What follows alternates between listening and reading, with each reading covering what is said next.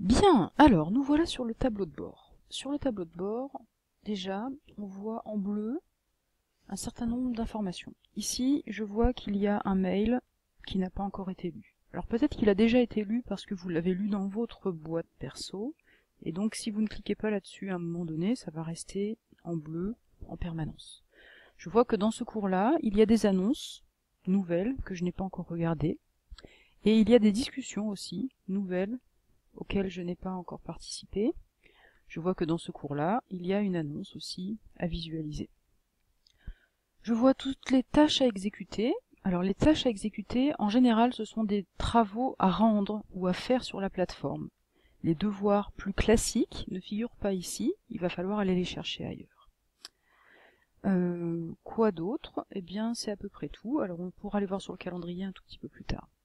Autre chose très intéressante, qu'en général vous n'utilisez pas, moi j'ai mis du temps avant de comprendre ce que ça pouvait m'apporter, mais finalement c'est pas mal du tout. On peut basculer ici dans une vue qui va nous donner le flux d'activité de tous les cours. Donc ici, alors en général vous n'y allez pas, donc forcément il y a beaucoup de choses qui se sont accumulées depuis le début de l'année. Le petit point bleu me dit qu'il y a des choses que je n'ai pas encore consultées, et donc en dépliant, je vois pour tous les cours les annonces que je n'ai pas encore consultées. Alors il est possible que vous les ayez déjà consultées parce que reçues par mail, mais venir ici et faire un petit peu de ménage, ça permet d'être sûr qu'on a bien tout vu. D'accord ? Donc j'imagine que l'info TOEFL Sciences Po qui date du 23 septembre, elle a déjà été vue quelque part, je peux la supprimer, bon, etc., etc. Réunion orientation, ça s'est passé, je peux l'enlever. Les messages de conversation, pareil, bien celui-ci, je sais qu'il a été vu.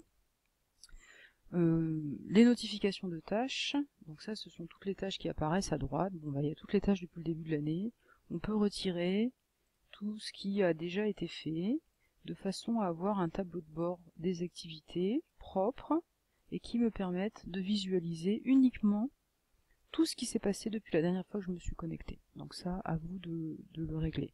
Honnêtement, personnellement j'ai mis du temps avant de l'utiliser, mais c'est quand même extrêmement pratique pour avoir une vue très précise de tout ce qui s'est passé sur tous les cours depuis la dernière fois que je me suis connectée. Bien, alors maintenant, il se peut qu'il y ait des travaux à faire qui ne figurent pas sur cette page d'accueil, il faut aller sur le calendrier. Donc le calendrier, on passe par ici ou directement par le calendrier. Et on se retrouve là.